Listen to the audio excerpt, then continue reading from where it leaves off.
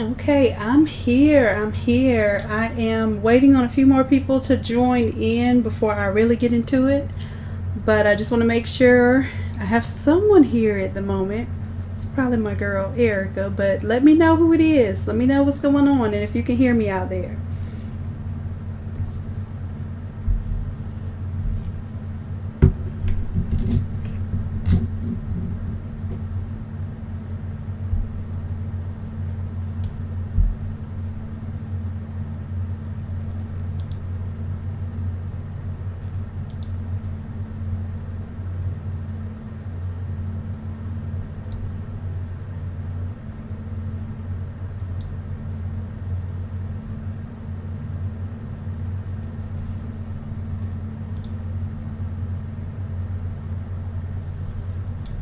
Let's see, Firefox.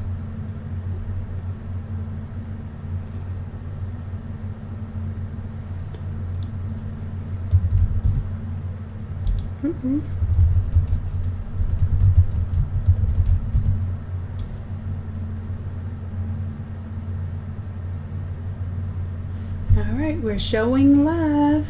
Let me know if you cannot hear me or if you have trouble hearing me. I'm going to go ahead and turn on my assisted device that lets you know what I'm clicking on and what I'm typing. Let's do mouse click. I don't think I'm going to turn the sound on because I actually think my mouse is loud enough as it is. The microphone picks it up. But we will turn on the spotlight and the keystroke. And I might... There we go. I'm going to turn the radius a little bit bigger and I think that's good. Yeah, so you can see, I can see where I'm clicking. Does that help? If it doesn't help, let me know because I will certainly turn it off. It's a little more annoying than I would like it to be. Alright guys, so I'm going to go ahead and get started. What I'm doing is I am showing you my process when I have a template in Photoshop and I put all this work into making this template and then I have to make it useful for Affinity users. Matter of fact, I'm going to turn on all of these layers and I'm going to show you what it looks like when I bring it into Affinity. Okay, so sometimes the effects work and sometimes they don't work at all.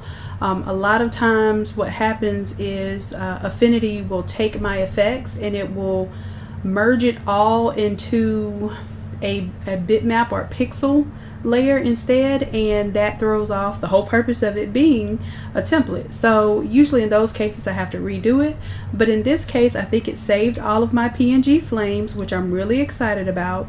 The only thing is it did not do my effects properly, so I have to go in and make the effects pretty much similar to the ones that I did in Photoshop.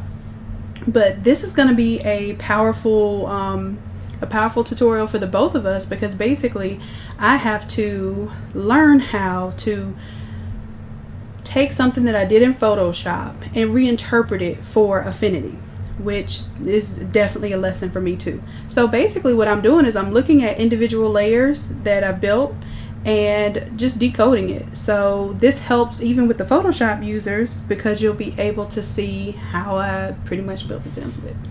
So we're gonna go ahead and get started.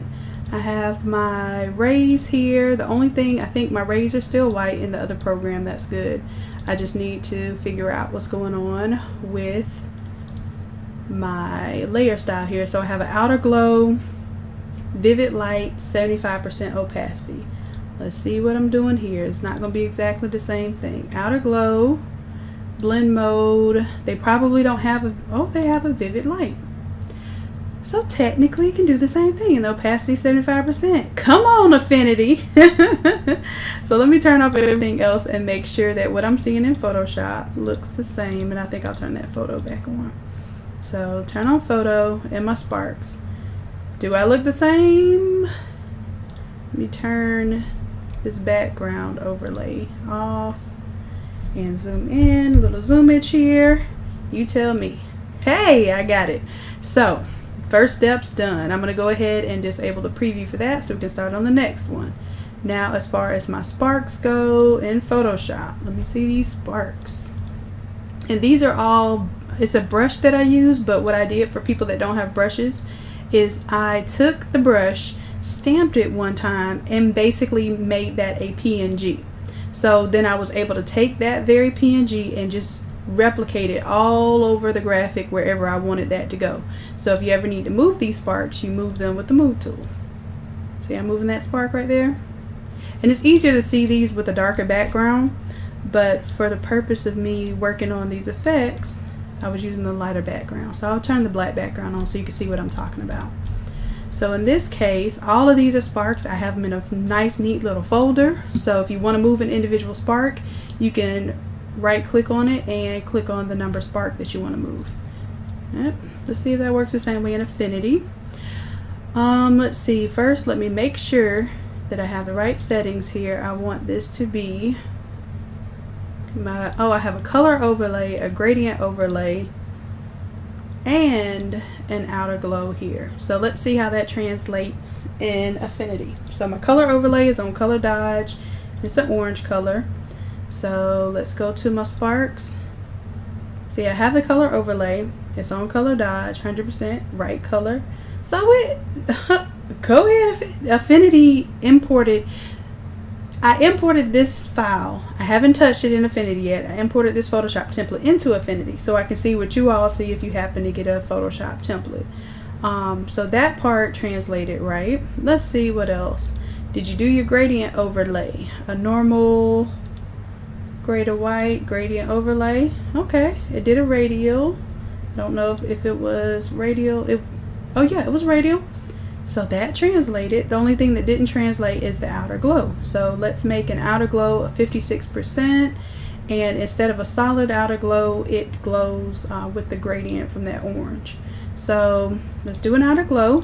It had the option to do an outer glow. I don't know why it didn't. And in this case, we're going to do a normal blend mode. So let's go back to Affinity. Normal blend. Normal just means that no matter what it's in front of, whether it's a dark or a light background, it's going to show its true colors. Opacity I think was 56, but I could be wrong.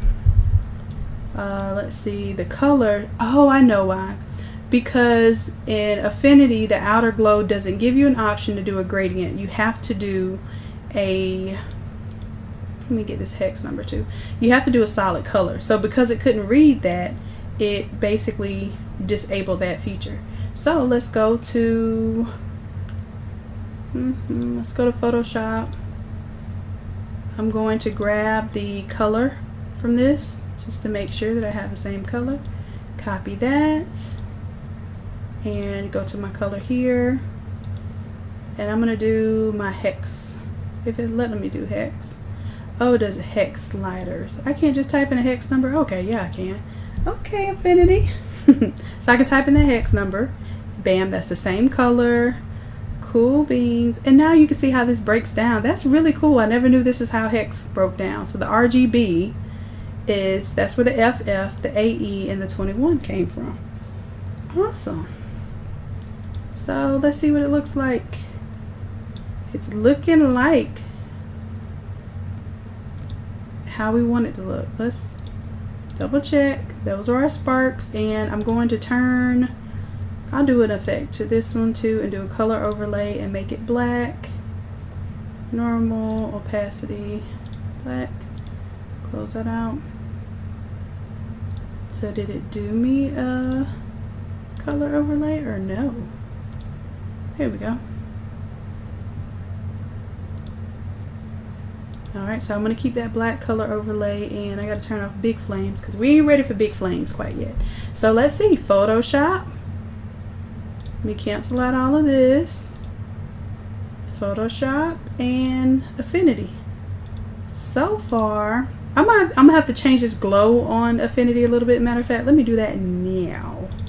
Let's do, I think what it is, it did translate that, but it looks a little janky.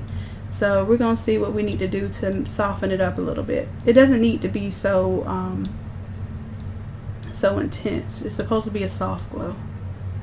Okay, I'm okay with that.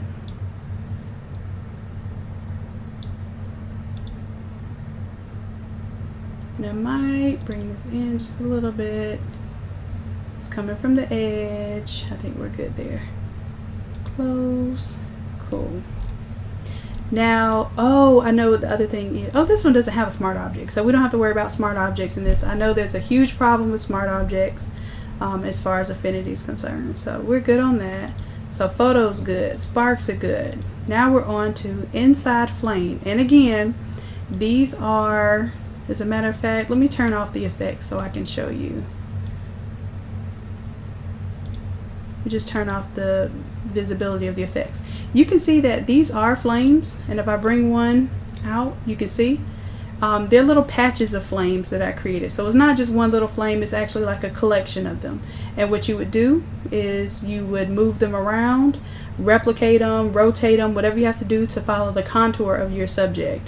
So what it is all white, painted from a brush that I turned into a PNG, and it has an inner glow on it. So let's see what that inner glow looks like. We're going to double click on those effects, and this is how you really make Photoshop work. These effects, the blend modes, this is what it's for. Other than that, you could use Paint to design anything.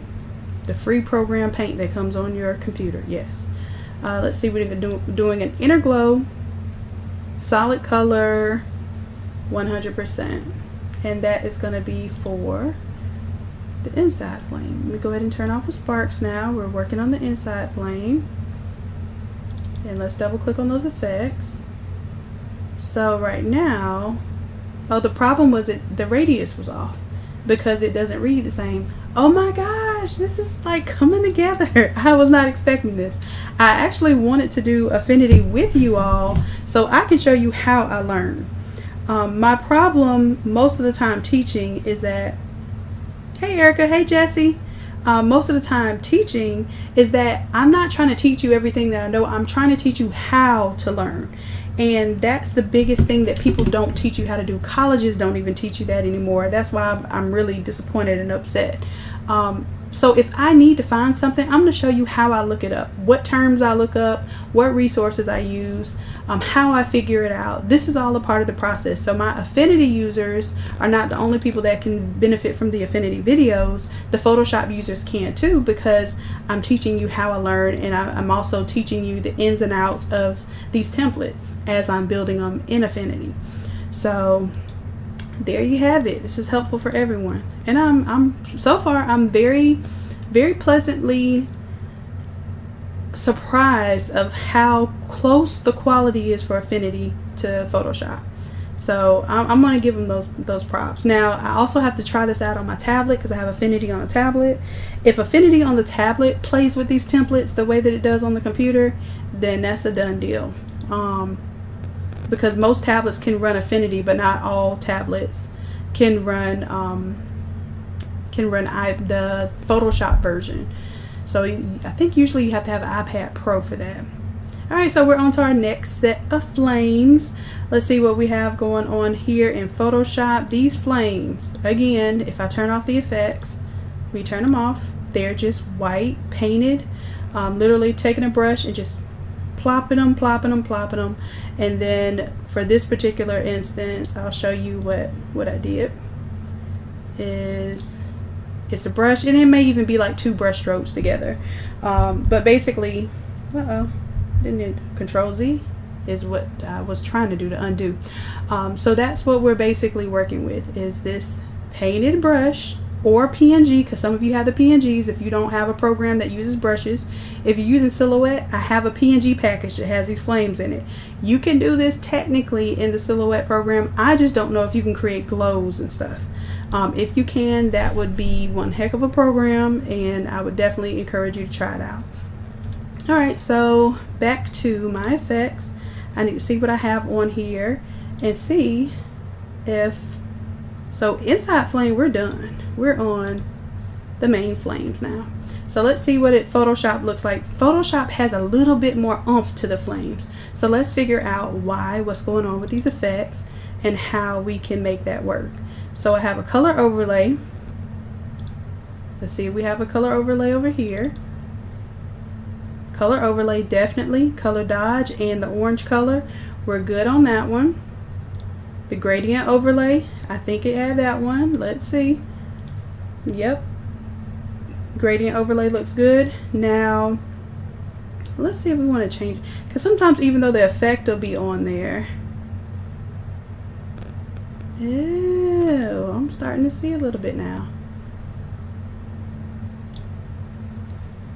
So the gradient overlay is just giving it a little bit of dimensionality.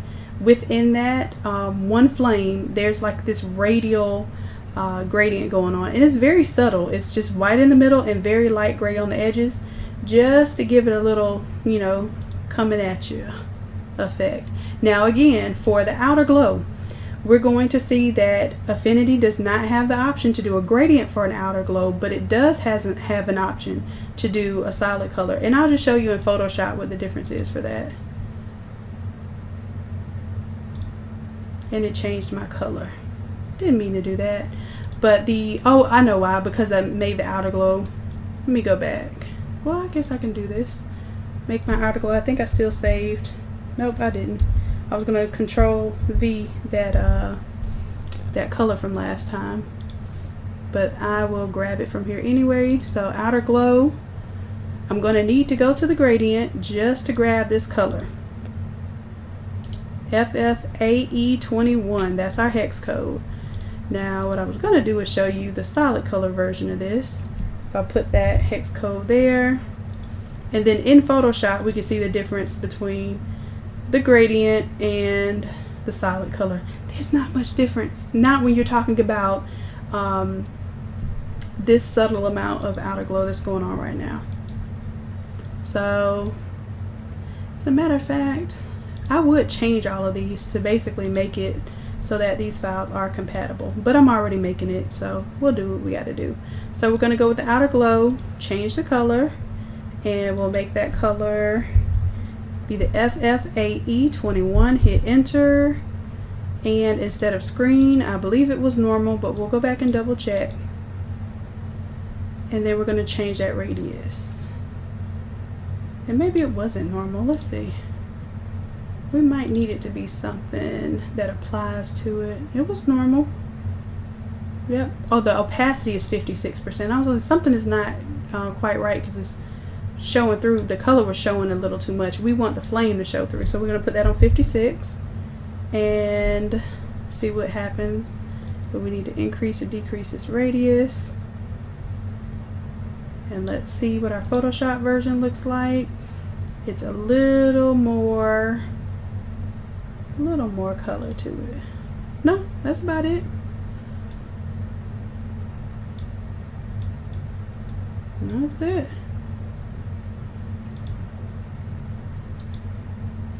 I'm just playing with it now, just seeing if it looks how I want it to look. That looks great to me. So let's go ahead and close that out.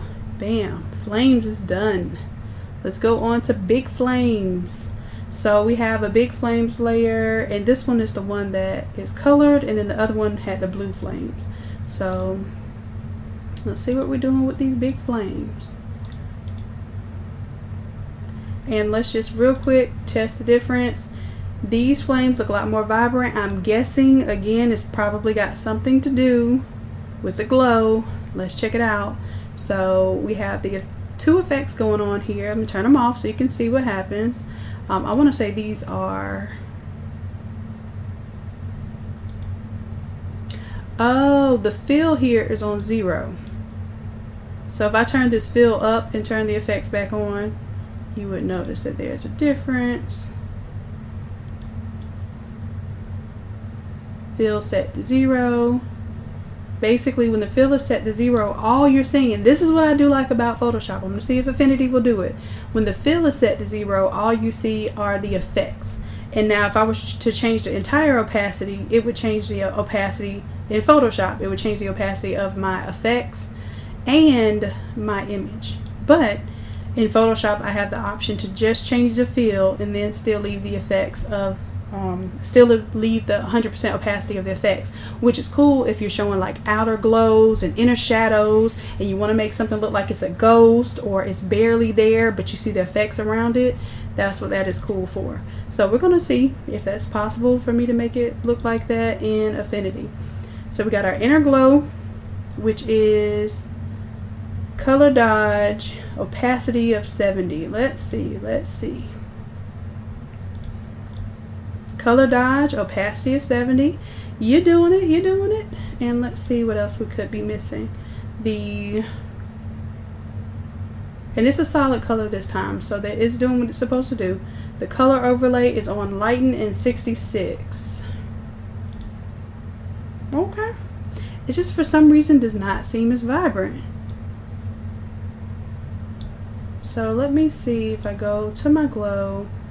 Maybe I need to increase. No, the radius doesn't need to be increased. There's something about this that's not just as not as vibrant as I would want that red to be. But let's double check. Let's see if I'm just tripping. I'm not tripping. It has a, let me see if I can play with. Yeah, I would go for that, but I'm just letting you know there's a difference there. Most people wouldn't see it, but I see it. Alright, so we're on to the next one, blue flames. Blue flames look good. Let's check Photoshop blue flames. See, they just look so much more vibrant. There's got to be a way I can make this more vibrant. Let me see what I can do. Tis not the intensity. The radius is not what we want to change either, because it brings that white back. And then the opacity of the color dodge really doesn't change anything in this program. So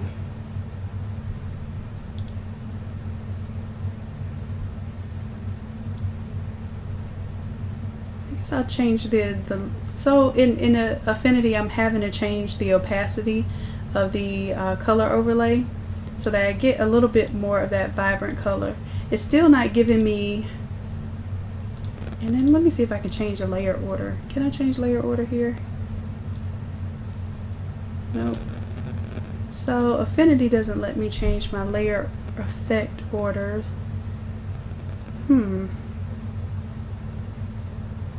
That's weird. Well, in Photoshop I can. And let me see if maybe that's the reason. Let me see. Glow is before overlay. I think glow is before overlay here. So it's just gonna be what it is. It's still beautiful. It still works. I'm just being nitpicky. I'm just calling it out. And I think this is healthy to call out what the differences are in the program. So if I wanted that red to show up a little bit more, obviously I have to increase that. There we go. Alright, so we're on to the next one.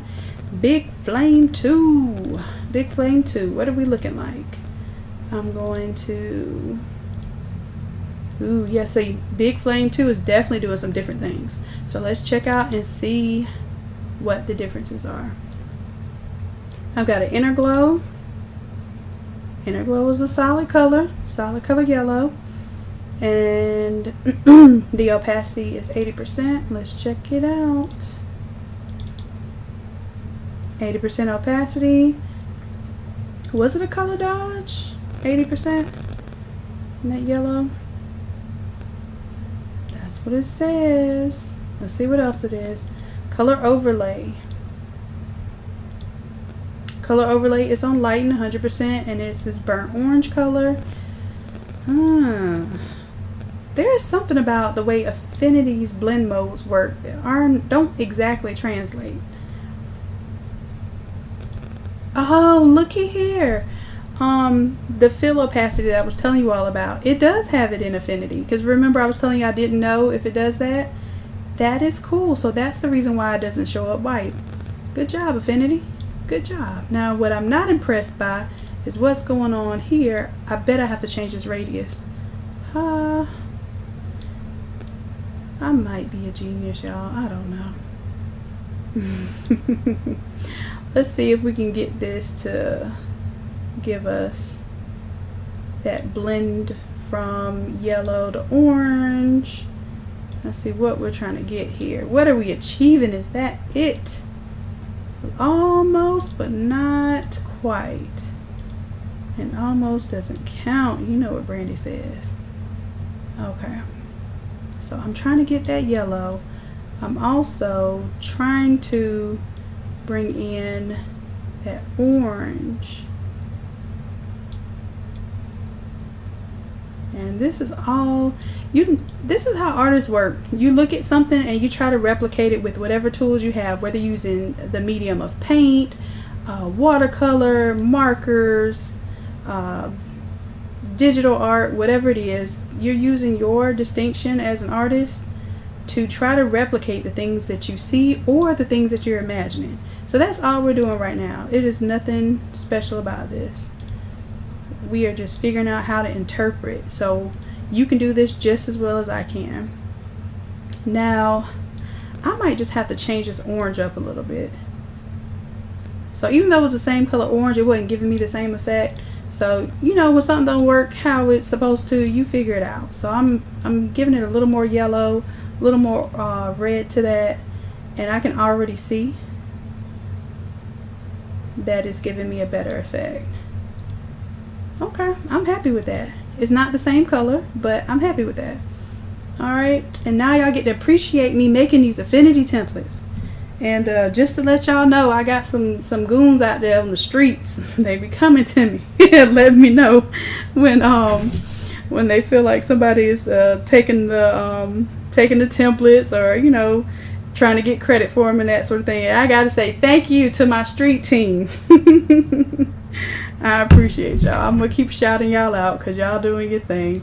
I appreciate it. Y'all are protecting me. Alright, so I'm good on that. I like that. Alright, Big Flame. We're on the background. Okay, so this one, let me see if Affinity preserved what I had going on in the background. It preserved the mask. Good job, Affinity. So I'm going to turn, now the background is going to be, I'm going to turn the effect off so we can see the white background. So you can see that mask. So it preserved my mask. This mask is a little grunge mask that I made. We're going to, yeah, but see what it doesn't do is, see how it says logo 1, double click.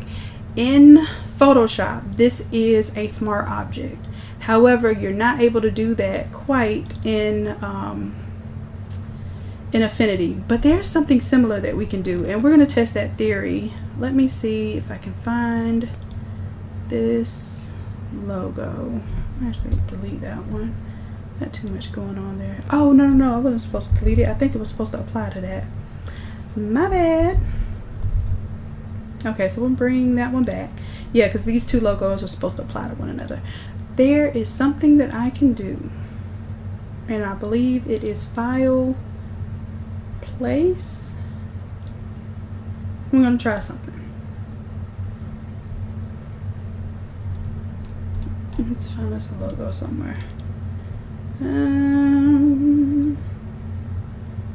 know this isn't the appropriate logo, but let's put it in there and see what happens. So I'm going to place the logo. Okay, it did place it inside of my mask layer. Cool, cool.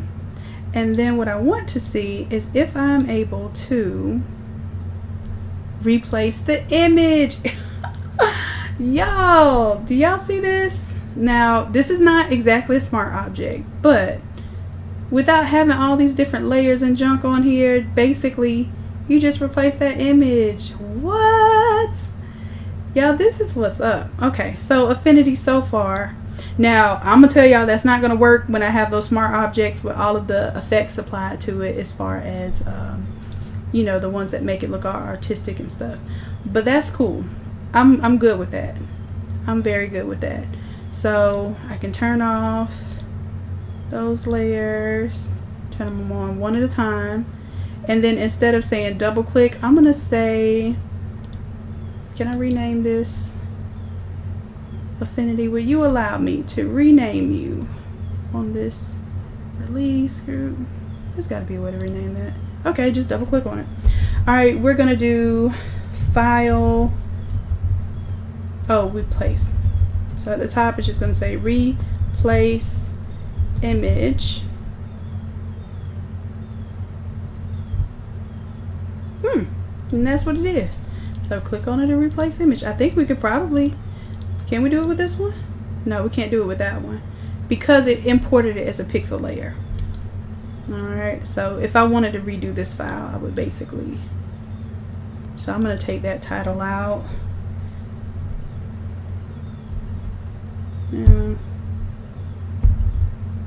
This was a pixel logo. I'll just call it a pixel logo. And this is a pixel logo because it's not going to do the same thing as importing a file. And then this layer is just black. So I'll just call this black fill. And that's the black fill for the mask. So if I were to take that off, it would just bring the darkness from, and honestly, I don't think you need it because the background fill for the mask is black. So let me delete that layer, just be one less thing to have on here. Alright, and let's take this one off, bring these two back on, make sure I still, oh, maybe I did need that. Well, let's go back, Control Z, let's bring back that black mask that I just, or black fill that I just deleted, and see if I needed it. Yeah, I did need it, so I'm going to leave it alone. There's another background that's here too, and that background is it's just a different type of mask. So I can turn off this mask and turn this mask on. Turn off that entire layer, and you see it's just like a flames related mask. So we'll turn on one or the other and show you that. So now it's time to build on what we did today. We bring those rays back, and they had a certain level of transparency. The sparks had transparency. We got our inside flame that now looks like it is on fire. We're going to bring in our flames layer. That's another layer. Big flames. Now you either turn on big flames. Oh, that made purple flames. Look at that. So the first big flames is like you can change it to the team colors. The second flames, I just like to keep them blue because technically the hottest flames are blue. And then you have your big flame 2, which is the orange and the red, and see how it kind of blends in with that blue, giving it that effect. Now I personally like to keep the colors of the team as my flame. So if I had a purple team, I would make those flames purple. Let's see, we have our background that we can bring completely back, and Let me turn off this background layer, and we'll turn off the second background. And then we need to re-enable our, how do we re-enable that? Because I just turn, oh, I have to click that to turn back on the layer mask. Okay. Now what I'm going to do is back up a little bit and show you the other mask that comes with this file. So if I do that, I have an alternate mask here that just basically looks like flames again, but it's just a little bit of black. So then that way, if you didn't want the logo and you just wanted something that kind of gave a little bit of color around the image, that black makes the flames pop. You can put no black background at all, but those flames are going to pop more on black. So find some way to put black in the background, and that will make your day. That's it, y'all. I'm happy. So finally I got this template done. Let me do a save as, which I should have been doing the entire time. So this is going to be, instead of Photoshop, this is going to be Affinity Photo. Yay, I'm happy, I'm happy. Okay, so let's see. Next we have, let me check on comments, see if y'all have any comments for me on Affinity. That wasn't bad. Not bad at all, Affinity.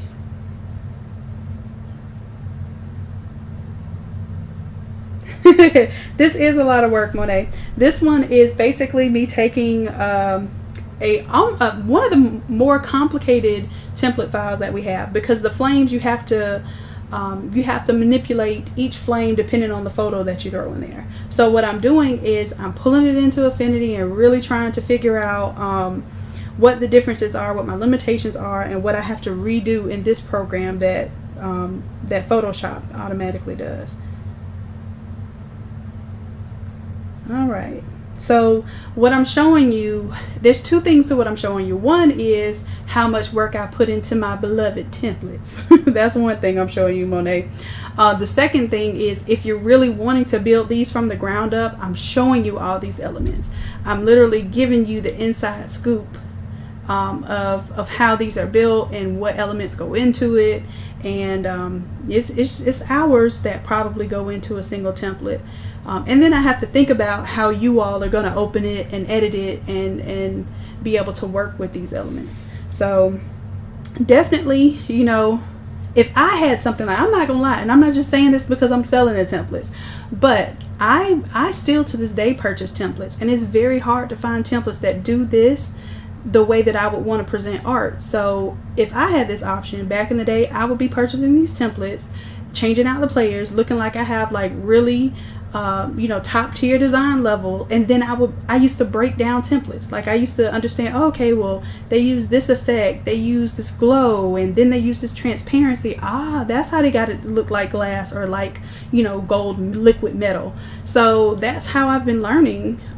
Nobody teaches you this kind of stuff. So y'all are a little lucky, you know, that I'm giving you the scoop.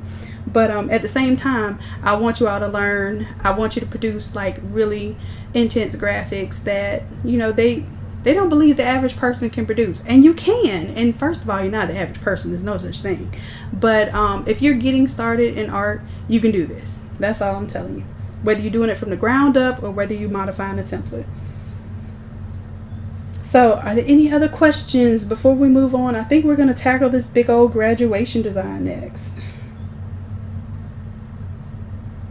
So Monet, Photoshop, I'm going to tell you the truth. I prefer Photoshop, absolutely 1000%. And it's because I am more trained in Photoshop, but also because it doesn't have some of the limitations that Affinity has. However, I will say for this program being $50, one-time fee of $50, you will never beat that. Ever. And it's not it's not one of those little wimpy programs that can do a few things that Photoshop can do. So far I'm seeing a lot of what it can do, and the only thing that I'm not quite sure of if it's going to have the same effects is when I do a lot of filters, and it doesn't look like it has the same filters, the same level of filters. But most of you aren't going to be doing all those filters because you're not trying to, you know, basically take a photo and make it look like a million different other things. That's what I use these filters for. But I am interested. I'm going to play with these filters and find out if I can replicate some of my templates that have filters. So yeah, if you have Photoshop, do your Photoshop. All of these templates that I do in Photoshop. Try that first. That way you're just not jumping between programs. And then if you need something like this is available on the tablets, it might only be iPads, I'm not sure, but I have Affinity on my iPad, and this is a very powerful program to have on a device like an iPad. So I hope that answers your question, Monet. Stick with Photoshop if you have it, okay? But if it gets too expensive and you can't you can't do that $10 a month, then this is definitely my next recommended option for you. And that's the only reason why I'm making tutorials on it. Alright, so I did that. Yay! Save it. Let's save it. Let's pull up our next one. What's next? We have this beast, the grunge graduation. Let me right click. Now I have this saved as a PSB, so first thing I'm going to see if it will open with Affinity Photo. Let's see. I know it'll open PSD file formats. I don't know if it opens PSB. And for Photoshop, PSB it means that it's just a large Photoshop file. And I don't know if it's thinking or ignoring me, but we're gonna give it a moment. And I have Photoshop and Affinity open and this live stream going, and my computer is like surprisingly like calm right now. It's a little scary. Alright, let me turn on for my Photoshop users. I'm going to turn these layers back on because this is the file that I share with you all whenever you purchase a template. Those blue flames are just, oh, they're so pretty. Alright, that, and then we need to bring that back.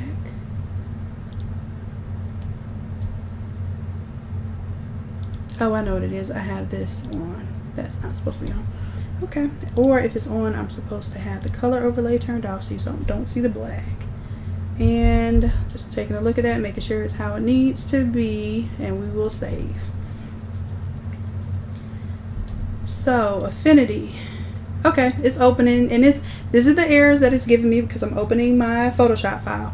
It's saying that unknown layer effects. And what I'm thinking, remember, there were some issues with the glows and that sort of thing. So I'm thinking it's going to be the same thing, but let's see if it does what I need to do. Now that one was the ASU one. I don't want the ASU one. My bad. I want the, there it goes. That's, oh shoot. Now I'm opening in Photoshop. But that's cool because I need to open it in Photoshop anyway. So I will be, now this is a big file because it's an all over shirt. And you know what? I'm going to show you all how to design these all over shirts on the Innate Lab app on the website, where you do not have to use Photoshop at all. That's going to be my challenge. A lot of these designs that don't have the filters to them, my challenge to myself is going to be to basically design these on the app. Then that way, those of you who are just so afraid of Photoshop and don't think you can design, if you can design on my app, I promise you that you will have this kind of like, you know what, I can do that. Because all you're really worried about, same issues here, all you're really worried about is composition and the way things kind of layer and apply. And once those things are already laid out, and then you're just replacing elements, recoloring an object and that sort of thing, you're gonna have a whole new lease on design.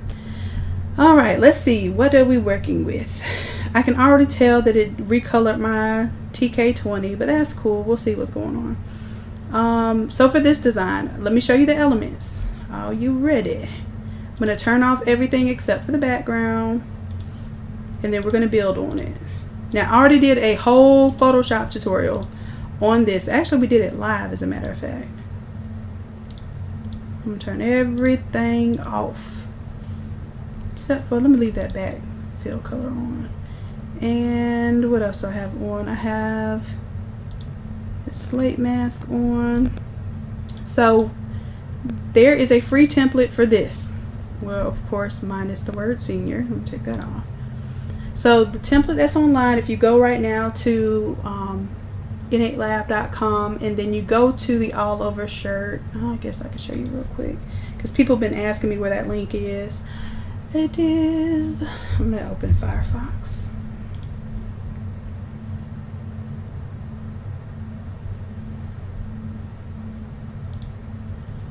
Did I open Firefox? Guess it went somewhere. Okay, here we go. And let's go to innatelab.com.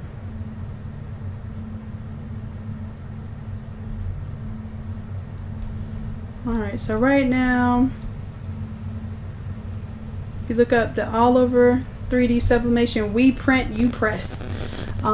If you want the all over prints mailed to you in one big old sheet, it's a 36 inches tall by 44 inches wide. And basically you're able to design on this as well. You can actually go on this app and design it.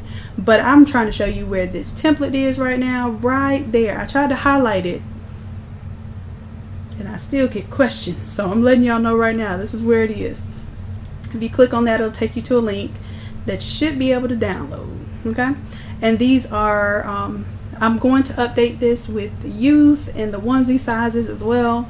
But depending on what program you have, you can download the Photoshop version. There's a PDF version, there's an Illustrator version, which if you're doing vector, you probably want the Illustrator version. But whichever version you download, make sure you don't change the dimensions or anything, because this is exactly 44 inches by 36 inches, which allows you to just literally upload that graphic right onto here, as long as it is a PSD, a JPEG, a PNG. I think you can even upload SVGs on here. It just gets a little crazy when they're bigger, but yeah, you can customize that design, drop your images on there. It's $13 for that big old sheet, no tiling required. And then we also have a listing if you want us to just print and press your big your all over prints too. So just letting you know. Matter of fact, I think I might do that at the end of this challenge. Once we finish this one in Affinity, I'm gonna see if I can design this same thing. Y'all, if I can design the same thing on this app, it is over. I don't want to hear no excuses about nobody being able to design. Okay, so we're gonna find a way you can design. I am bent on that. Okay. All right, so let's say that we want to start with our background, which is usually the first thing I do when I'm designing these all over shirts. It just gives you the presence that you need and you're able to go. What I have on the Photoshop version is a gradient fill. It says that this is a fill, so let me see if I can edit it. Can I edit it here? Look at that, it's a fill I can edit.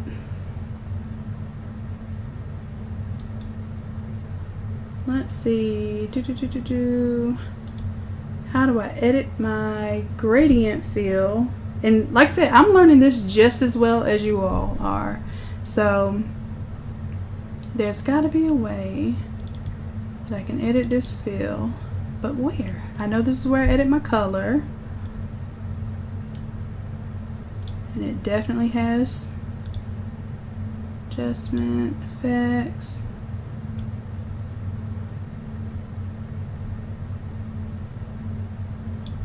Let me see.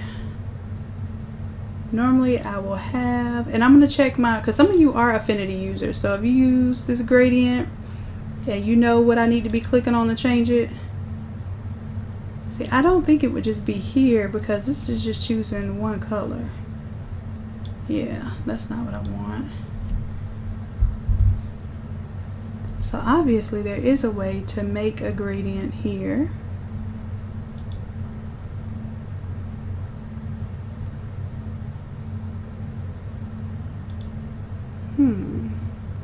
This is what I'll do. Gradient, fill, and Affinity. Like I said, when I'm learning something, I'm going to show y'all exactly how I'm learning. I don't know this stuff. Let's go to YouTube, bitch. But what I do know is how to learn something. And I've learned plenty enough to know how to find out how to do anything in life. I figured out how to fix a whole house, how to renovate a whole property. And you know, some of it comes from just things that you are exposed to. Let's see. Look at Photoshop trying to advertise on the Affinity video. Boy, y'all crazy. Oh, I will do the same thing. Alright. Oh no, not 20 minutes, darling. Skip that. Let me see. And automatically the fill tool to fill and is not called gradient tool, even if you can manage the gradient with it, and how it works, and a bunch of quirky things that, in my opinion, that could be considered bugs. But anyway, first, if we start with an empty document that we don't have any layers, and we select the fill tool and we try to do something, fill or click and drag to do a gradient, nothing's gonna happen. And it's normal, that cannot happen because we don't have any shape, any layer or anything for the fill tool. The fill tool that by default has the ability to apply a gradient and just select a point, click and drag, and automatically the fill tool will fill your shape, your area, with the same type of gradient derived from the color that you selected. So it's going to create a sort of derivation from the base color that you have to a more darker saturated. It's happening. It will apply this if you just edit the current gradient. So for well, where is that? How do we edit over here?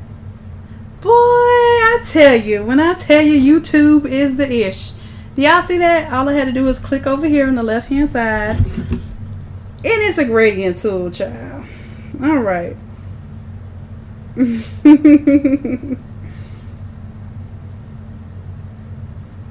Alright. So let's move on. We found it out that quick. Yeah, y'all understand. When I watch videos, I watch them at like 1.75 speed.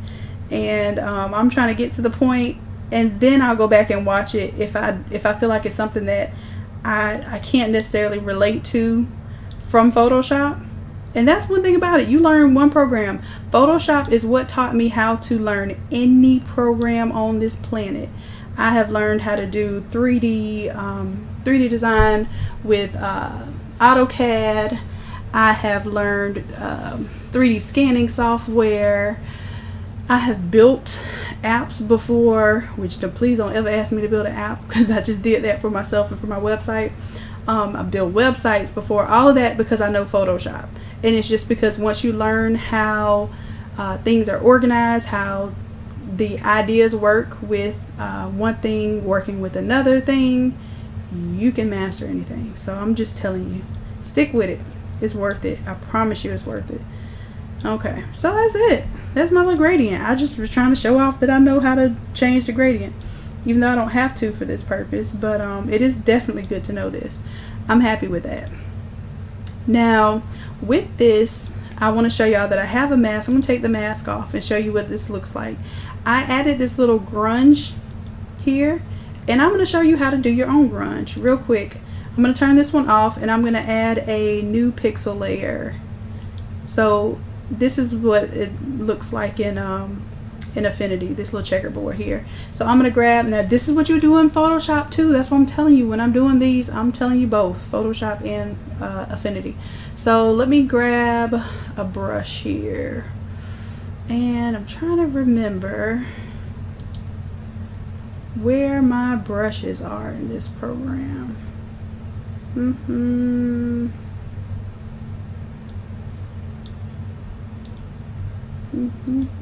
That's my width, opacity. Where is my actual brush? That's the pressure, and I do have something that does pressure, but where is my actual brush? My selection of the brush. That's not what I want there. And I've done this before, I just can't remember where it is, and this is why I need to be more in tune with this program. I'm on my pixel layer. It's probably right here, brushes, duh. So I'm used to my brushes being up here on the taskbar. I'm sure there's a way to do that too. Let's see. These are my basic brushes. I have my own brushes. Alright, so let's do, I want to do a little paint splashy, but I want it to give me a grunge look. So basically this is a paintbrush, right? But I'm going to use it kind of as a stamp. And what I want to do, I'm going to create a new layer, and I thought I did that already. Maybe not. Oh, I did. Just went above it. So if I want this layer to be a mask, I'm going to take this layer, drag it down to the layer I want it to mask, and then I'm going to indent it over to the right. And you see, oh, I might not be able to do it as a mask here. Let me see if I can drag this mask out. And then maybe I'll be able to, what did I do? I'm trying to preserve my mask. Yeah, it moved it where I didn't want it to go. So this mask, here, let me just duplicate this layer, because I don't want to lose what I already worked on. So I will take that whole layer, turn it off, and then we're going to start fresh on this one.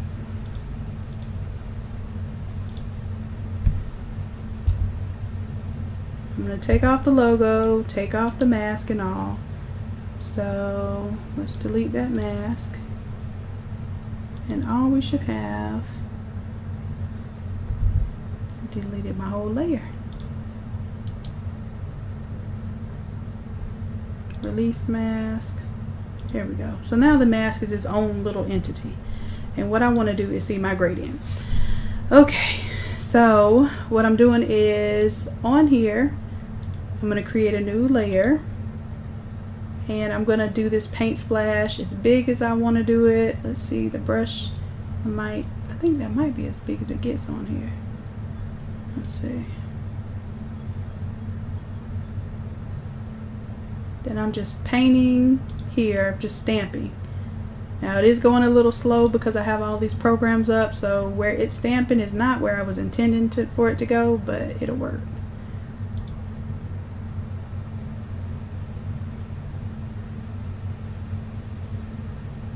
And I could switch up my brushes here. I'm just showing you how you can get a grunge effect.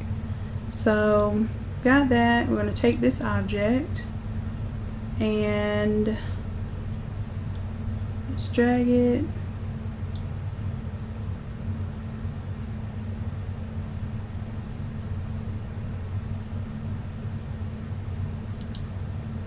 And I think, let me see. Oh, that's what I was supposed to do, mask to below. Let's undo, right click, mask to below. There we go. So when I did the right click and mask to below, what it did, in Photoshop you just do a clipping, you right click and you do create a clipping mask. So in this one it says mask to below, which is the same exact thing. So I just created this mask that now the color will only show up where my paint splashes are. You see that? So although I have a gradient there, it's only going to show where I have some color here. Now I can change the opacity of my brush, and as you know, whatever you have here that is a that's a color is going to show through. If I want, let's do, not erase, paint. And I want to add a new layer. Instead of a layer, let's do a layer mask. Okay, so on the mask, I'm going to show you the difference between clipping to basically a shape, which is what this pixel did, and then clipping to a mask. A mask is something that once you paint, black is going to conceal and white will reveal. And let's see what color we have selected here. Let's go to our color. And I guess this one doesn't have a default, but black is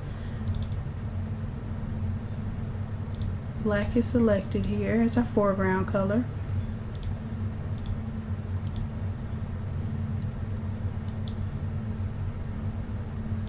And I'm going to go ahead and delete this layer so we don't have it here.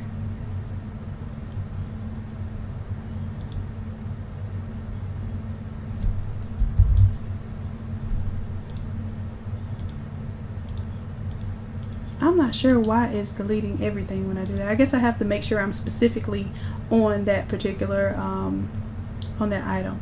Alright, so let's do, a layer mask on here. And as you can see, wherever I put the white, it is, well, it's not really white, it's black. Which I would think that it would preview it in black, but it doesn't, and that's a little disturbing to me. But I'm gonna go back with the white and show you how you add more color back. So I'm using this color to give me my initial grunge, and then I'm gonna go back with white. So I'll double click on the color, let's choose white and say okay. So now I have white selected. I'm still on my mask layer, and I might change my flow just a little bit so it'll let some of the color peek through, but not all of the color. So white is going to help bring it back. So white's going to reveal, and I might even change that flow even more because I want it to look a little bit washed out in areas. And I may have to close my Photoshop on this one because now it's going slow. Like I said, this is a really large file. That hoodie one is a really large file.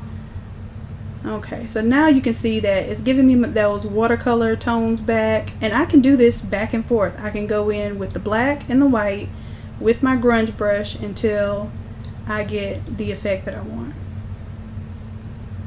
And this is how I created it. Not exactly, but it is showcasing how you're using a layer mask to take a basic color or a basic gradient and make it look not so basic. And then of course, now that I have this on a lighter flow, I can also change the opacity and increase my flow. Then when I touch somewhere, I can build on how much this affects the layer.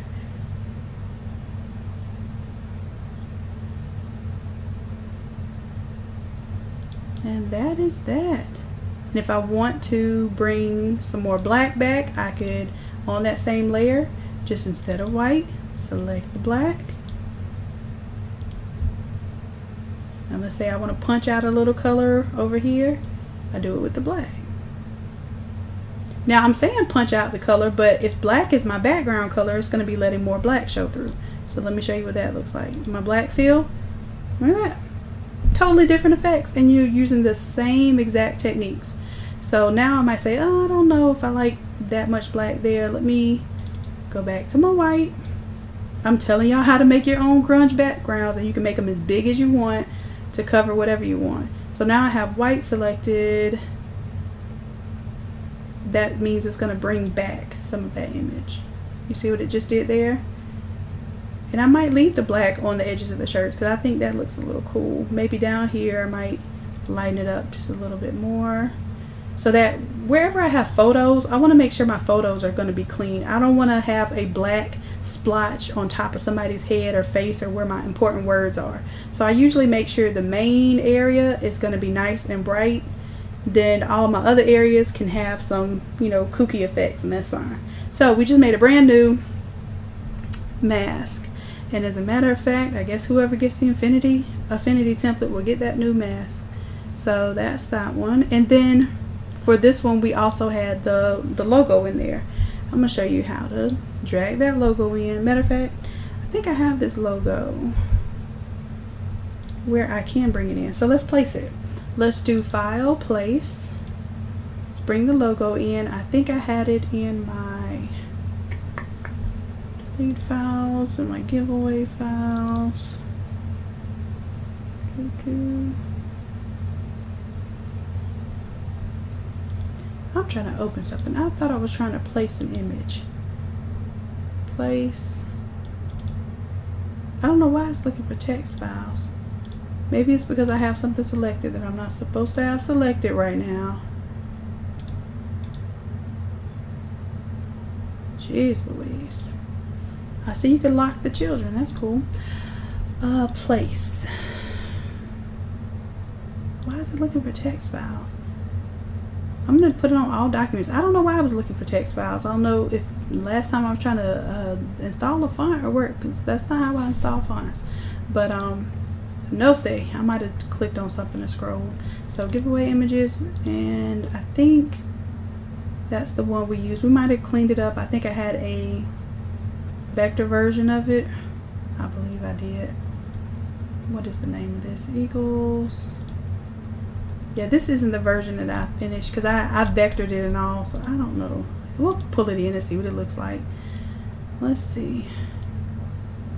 I will tell you that this is not my version because I did have it vectored. However, I'm still going to show you how you can use it and use these blend modes to your advantage because I don't have to cut this background out if I don't want to.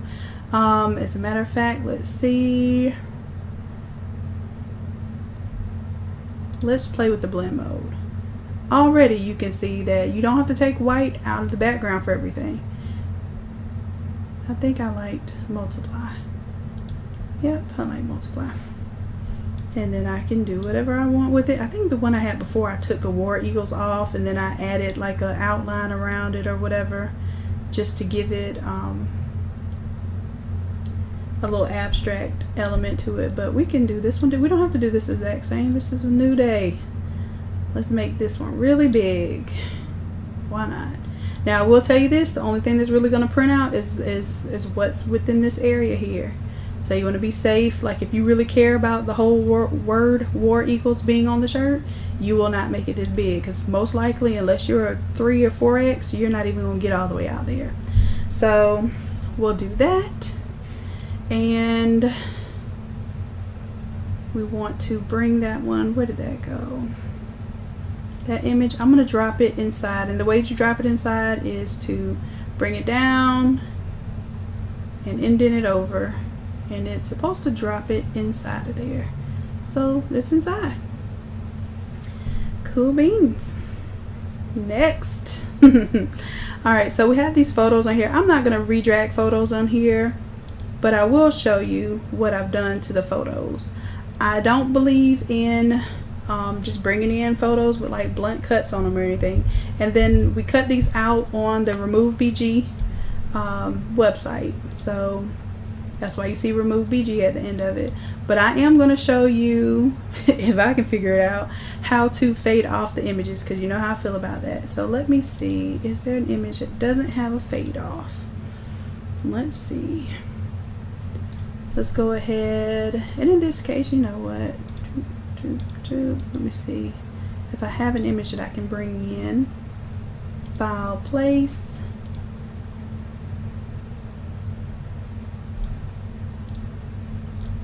And let me see if there are some pictures that I haven't done yet, I suppose. I haven't cut out some of these. Rona, that's your baby there. You know what? Let me do Rona's little one. So I'm going to do Remove BG. I might as well. I told y'all had till 4 o'clock on this Affinity tutorial anyway. So I'm going to go ahead and give you something to look at. Let me do my Remove BG. I'm going to show you. Hopefully we get that background removed well. If not, we'll have something else to add to the tutorial. Let me see. Do I have Rona with me today? Let me check on y'all in these comments. I just be forgetting y'all though.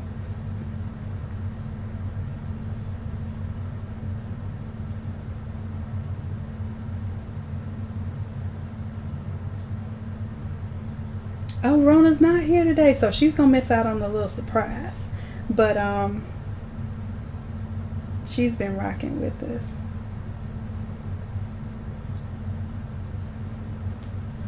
Alright, so let's do it. Remove BG. I guess, okay, so I'll do Remove BG. I just did a tutorial today on how to use the pen tool in Photoshop to cut out your images. But I suppose I need to also do one for Affinity. But for right now, we're going to roll with this. Let's go to my files, and I can literally drop whatever image I want to cut out right on here.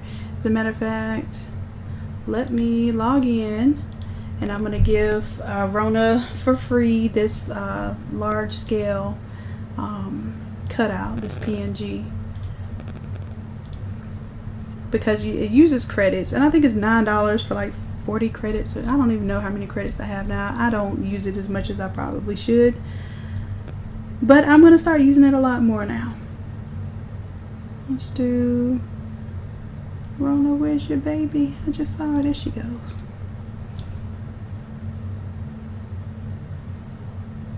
Alright, let's see what we got. I got a little bit of the handle from the grocery cart, if you can see that. And it cut off a little bit of her hair here. And it cut off this one here. Other than that, it did okay. I will show you that you can edit this. I just hate doing it with a mouse. Oh my goodness. It's just something you don't want to deal with. And because this photo is not really a high resolution photo, I'm not gaining much by doing the download credit. You have download credit versions, and then you can download the low resolution version for free. So this one is not that much different. And it's because it's a photo pulled off of Facebook, I'm sure. Alright, so I'm going to go to my erase mode and just get rid of that. And I have to make my brush size smaller so that it doesn't look crazy. And I'm trying to keep a little texture there. But this thing is like so uncontrollable when you're doing it from a mouse. It's really annoying. Alright, so for the restore, I'm going to make my brush bigger, and I'm going to see what I'm missing here. And then I'm going to go back to my erase, take off the bulk of it,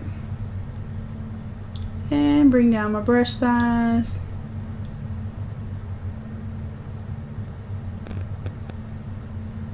Now you see how I don't like that. And I'm trying with my mouse to make some curves, but these curves are not the ones that you want. Okay, I'm satisfied with that, even though I can tell right up there at the top. Let me zoom in a little bit more. And I know I'm going to have trouble with the two little braids on the side that I'm trying to preserve. I just know that. And see, this thing just doesn't round easily. It's getting on my nerves. And there's like, it's no softness or hardness to the brush. It's pretty much just erase. So if you have a stylist doing this, you'll probably do a lot better than what I'm doing right now. Let me see if I can figure out where this braid is. There we go. And it's definitely going to have problems with this, but we shall see. Dang, I just sat there and cut it off myself. I guess Control Z doesn't work. I'm using my Photoshop shortcuts. There we go. Oh y'all, this is annoying. But I will tell you, this works a million times better if you have a stylist. It probably works better than actually trying to do it in Photoshop. And see, I just cut off part of that ear. That ain't what I was trying to do. So I'm going to leave it like this because I got everything that I need. I'm going to download it, and I will clean the rest of that up in Photoshop if I have to. Now, I've done that before too. Let it go ahead and give me the majority of the cutout, because it is easier than cutting this whole thing out. If you watch the video on the pen, using the pen tool Photoshop, I'll make one for Affinity too. It's a lot of effort goes into creating those cutouts that go around the image. So let's see if we can do this. File, place. Let's grab our beautiful subject.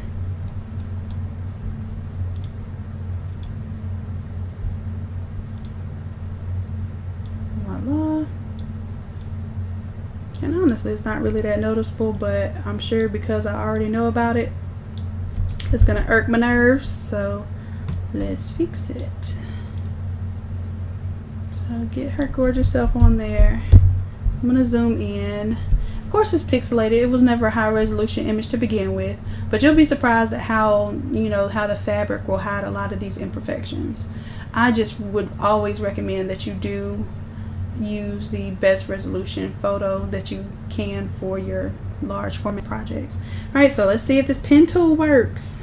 Let's see if it works the same way as in Photoshop.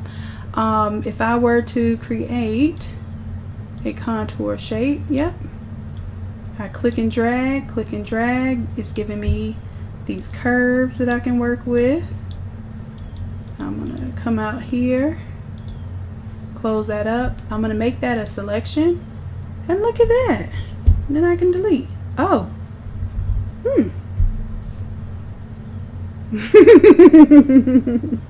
I think because I need to probably rasterize this. Yeah, I gotta rasterize this because it deleted everything because it was not necessarily a smart object, it was a linked object. You know what? what? Now I don't see baby girl, so I don't know what happened to my preview. All I know is when I delete it, deletes.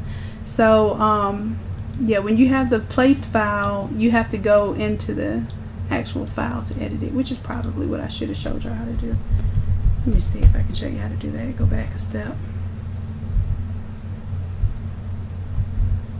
And I'm going to delete the curve there. So for this one, I think I can, did I already? Mass selection. Let me go to my move tool. I can replace the image, but can I edit the image? Normally in Photoshop, I know I can double click on the image and edit it. I guess in order to replace the image, I would have to open the image itself. So now there it is by itself. I would clean it up. I use my pen tool, and then I guess I could replace the image that way. Replace that linked image. It's a little extra work, but technically it still does what Photoshop does. It just has an extra step, so I can't complain that it doesn't do it. So we got that selection. I just deleted. I'm gonna come here, get that background out, that braid a little bit. Bam, bam. Delete that. Oops, I deleted the node. I was supposed to turn it to a selection before. And there we go. Better. And I could even come up here and let me show you the difference between, you know, I was having a hard time with that tool getting curves with that brush trying to erase. See how easy it is for me to get curves when I play with the pen tool instead? All day easier. It's a little more intimidating, but definitely easier. Alright, so I just deleted that. Control D, deselect, works the same in Affinity as it does in Photoshop. Now when I close out of this, I'm going to hit yes, I want to save. I'm going to see if it updates it here. Did it update it? Did it update it? And maybe if I replace the image. Let me see if it updates this, I'm going to be excited.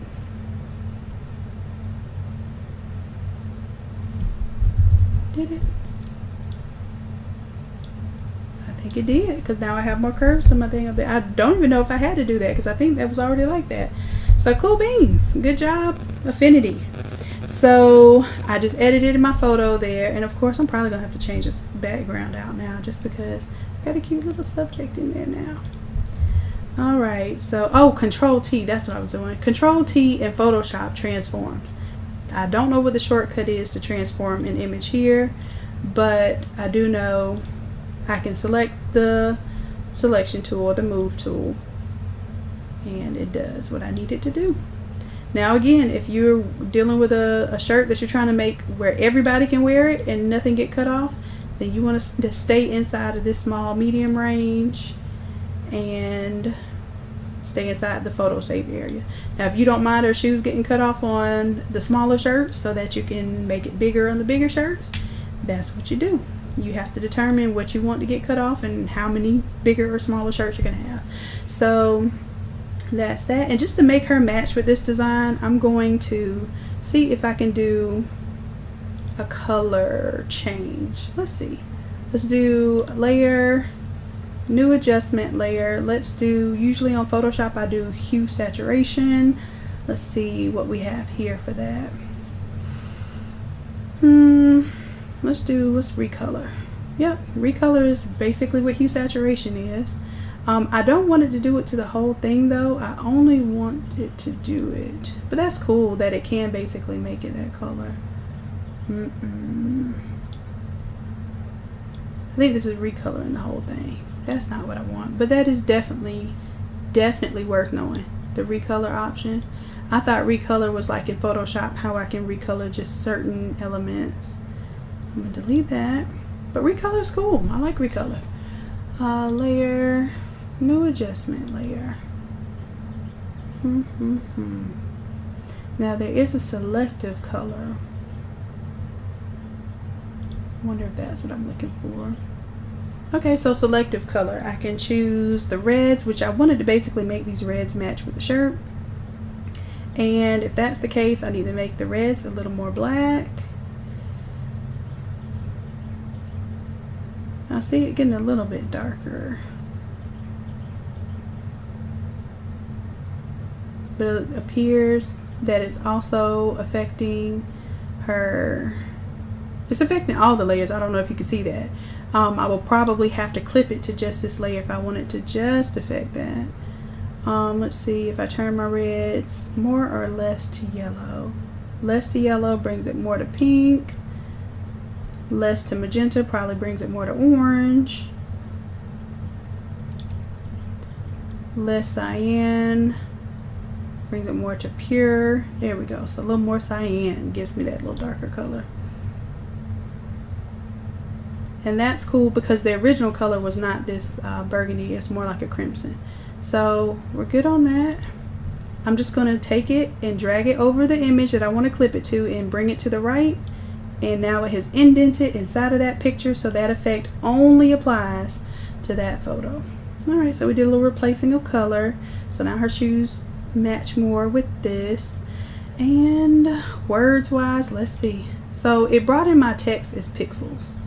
That I'm not happy about, but at least it shows me kind of what it looked like. That means I'm gonna have to retype this text. So let's do it. So it was the word senior in the Friends font. Let's grab, looking for the text tool down here. And let's start typing. Caps lock, senior, C9 or. Well, did it do it? I suppose I might have to make a text box in this program. I'm not sure. Yep, they have to make a text box. And it's still making it small as ever. But at least I guess it knows not to go beyond that size. So caps lock, C9 or. And then I'm gonna Control T, and this program brings up my text. And let's see, I'll just make it big enough to where we can at least see it for now. And let's make the font I think I have my font, yeah. Fonts are all on there. Senior. And as a matter of fact, I can take this name of this layer, because in order to get those dots in Photoshop or in any font or any program for this font, I have to use the curly bracket. The left and right curly bracket are either straight up circles or the kind of handwritten circles. So there, we're good there. So we got the word senior. Now we need the 2K20. So we're going to create another text box. This is a little bit annoying how that's right in my face. So I'm going to put the character in this. I just dragged the box over here to where my brushes and everything were. And let's see, matter of fact, I'll bring it over here to where my layers are. That way I see more of my information. Alright, so we got that one. Let's do another one. Let's go to our text tool. Let's make sure. Let me get off of that text layer. I don't know if that makes a difference. Let's create a new layer. And the thing is, I probably need to make this box the size that it needs to be just to not to deal with issues later. But I think we'll be able to resize this just fine. So we're going to put 2K20. And right now it's going to be in the Friends font. So we want it to be in the Flame font. So let's go to our character and type in Flame. There we go. And I can make this bigger. Let's zoom out a little bit and see what we have going on here. Control minus zooms out. Okay, so far I'm able to pretty much make the same design in Photoshop. I mean in Affinity as we did in Photoshop. Now I'm just making the box bigger right now apparently. I'm guessing the only way you make the text bigger is by changing the size here. I'm not used to that. I'm used to being able to slide that and make it bigger with the selection tool, but maybe there is a way to do it. I'm not gonna fight with the program right now. Let's put in 400. 400 is a little too big. Let's put in 380. And that's about right. Alright, so we have that. And where did our senior go? Senior goes there. Senior looks to be about the right size. No, it could be a little bit bigger. So senior right now is 144. Let's do 180, see what we end up with. That works. And now I have to hide. Well, I'll bring them above just so I can see what they're supposed to look like. Well, I think all it did was just bring it to the same layer. You have to be careful when you're dragging these and you drag it onto an image. It might think you're trying to clip it to something, so it does that sometimes. Alright, so let me move this up so I can use it as a reference. So now we have to make 2K20 look like this because it didn't preserve the effects there, unfortunately. So let's do it for ourselves. We're going to do an effect here, and I think the reason why is because it doesn't do the same type of effects for text. It doesn't have the same levels. I can do one outline in this program. In Photoshop I can do several different outlines. So let's change the radius, let's change the color. Will it let me do? Yes, it will let me do a gradient. So that's good.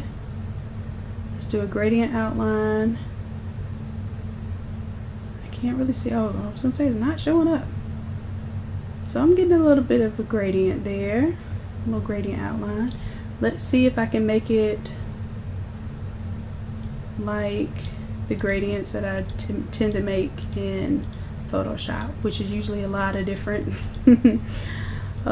points. So I'm gonna make a fresh from scratch gradient. We got black, the color here. Let's do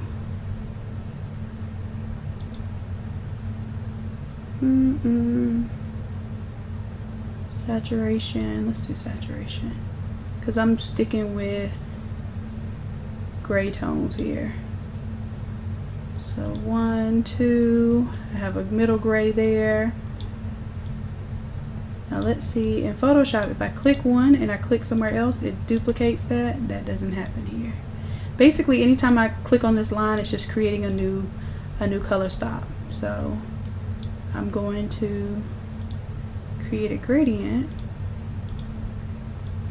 by just varying these colors here.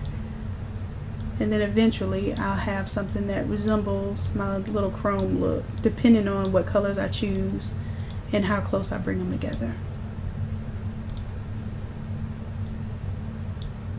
And I very rarely use like a pure black when I'm doing the chrome, so I'll probably grade that out a little bit more.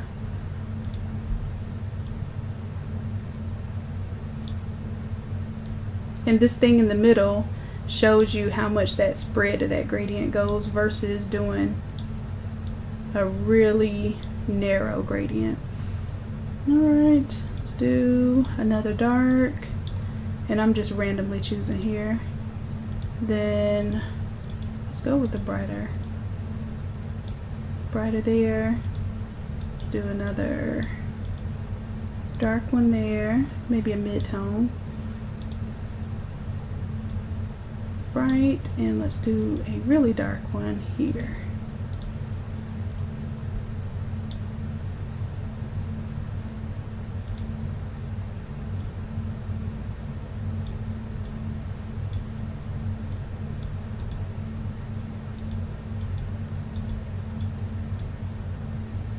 Alright, so we have a little gradient here that we done made up. It's a little harder to do these gradients in this program, I will say, but it's definitely worth the time to play with it. Get dark but not black. Alright, now what I'm going to do is change my angle here. Right now it's at 0. I'm going to change it to 90 because I like my gradients to pretty much go up and down on my text, or sometimes I'll even change it to go to a little bit of an angle just so that it gives kind of asymmetric look to it. But this one I think we're going to go up and down. That's not quite my Photoshop gradient, but I can deal with it. Let's do a bevel and emboss to the inside. And this one we'll do an inner bevel. Let's add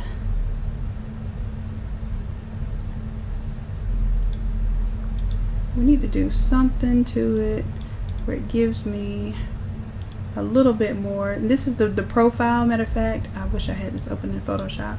I could show you that whatever the profile was, we can replicate if it allows us to create nodes. Okay.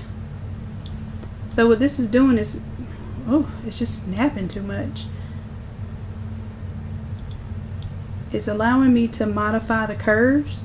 So it gives me the option to play with how the light hits this. And if I increase the radius, you'll see that a little bit better. And then I'm going to soften it up. I'm trying to see if I can mimic pretty much what I've done in Photoshop. And I think that's pretty close. Pretty close. Yeah. I think that's decently close. It's not as smooth. Maybe if I increase the soften a little bit, I guess that's just as good as that's gonna get. And I can take down the opacity a little bit as well if I wanted to soften up a little bit. The opacity of the screen anyhow. Okay, that looks good to me. Let's see what else. I think I had a color overlay or a gradient overlay, but it didn't save. So I'm going to do a gradient overlay from the darkest color. I'm going to use the color picker. I forgot. I think you have to drag it. Yeah. In this program, you have to drag the color picker, drop it, and then select the color that you want. I did learn that. I want to get that color, maybe a little bit deeper of that color. And we'll fade it to a darker version of the color. So we'll grab this color once again, and I'm just going to bring it closer to, oh duh, that's not what I wanted to do. I'm keeping that color, and then I want to click on the second color, click on the swatch, and again I can use my color picker to pick like the very darkest color that I can see there, and then I have to hit the swatch in order to change it, and now we have that color. So I might even bring this a tad bit closer to the black. Good deal. And I'm going to change my angle to 90 degrees. And it's just a very slight gradient there. If I want to make it more extreme, then I would change this color to be quite a bit darker. Okay, and it's on a linear gradient. We're good on that. So that's looking pretty much like a Photoshop version. And then I think Photoshop, we had two different outlines because I had another outline outside of this one. You're not going to get that. But how I used to cheat is you can do an outer glow. And the outer glow, because Photoshop didn't used to be able to do multiple outlines. Let's do normal. And let's bring this radius up so we can actually see the glow. Come on, glow, come on out. There you go. And I'll bring this intensity up. The only thing is, in this program, in Photoshop, when I would increase this, I would get almost a solid line. That is not the case in this program. I guess when it gets very close to this 100%, it just starts acting a fool and looking like bitmap edges. Let me see if I can I zoom in, sir? I guess I have to be on the move tool to zoom in. You see what that does? It's just, it doesn't look that bad, but it's not really clean. So I noticed that if I did like 98, it's a little fuzzier, but at least I don't get those little brick steps. Okay, so we got that radius on there, and then instead of pure black, I just make it a little bit dark gray. This gives us a little pop. I don't know why I had to put that extra in there, but there you go. Let's do an outer shadow because we have a drop shadow on here. Y'all, this program is not bad at all. I will say that for $50, I have not been using this. So I see the shadow now. Now let me see, I want to back up and maybe make the radius a little bit smaller, offset a little bit closer. The intensity is a little high. If I change the offset, I can see it a little bit more.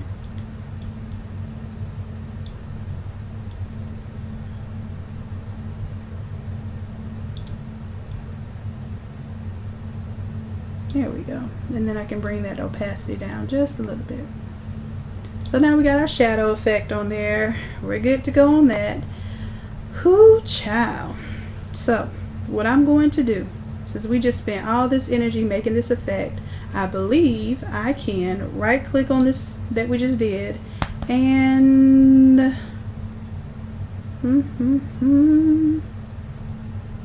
oh, go to styles and add style from selection. So now that I've added this style from selection, it should be down here where this little gear is. It just made a version. So let me take the word senior, or did it go somewhere? Did I delete it? No, it's there. So this is senior. Put that on top. See how it just drug that into that? Ooh. Okay, I have to wait for the whole line to be highlighted blue to know that I'm not dropping it inside of something else. So senior, I wanted it to be on top of 2K20. There we go. And let's go ahead and apply that style. Dang, you know what? It took the font too. So let's redo the font. And this was Friendship font. And of course the size was different. I can't remember exactly what it was, but I'm gonna say somewhere around 180. 175.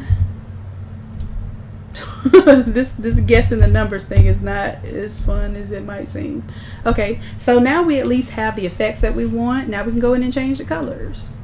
So then I don't have to do the bevel and emboss and all that all over again. So let's double click. We have the outline. And instead of the gradient, we'll do it solid color, and the color that we will choose will be white. And oh, wait a minute, no, the color we choose for this one is actually,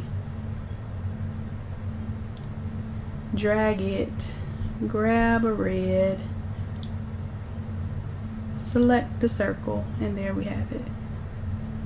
And that means I also, I made that red a little too dark for that 2K22, so we'll go back and change that. Now the overlay color, right now it has a gradient on it. We're gonna do a solid color overlay and just do white. It's already looking better. And I think that's it. Let me do my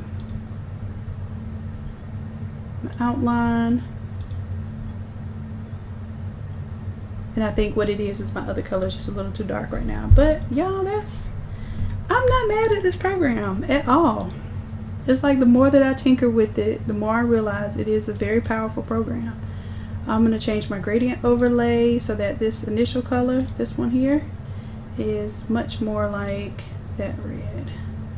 You see all these pixels it can choose from, and you got 20 different colors in a certain little small area. So let's pick that.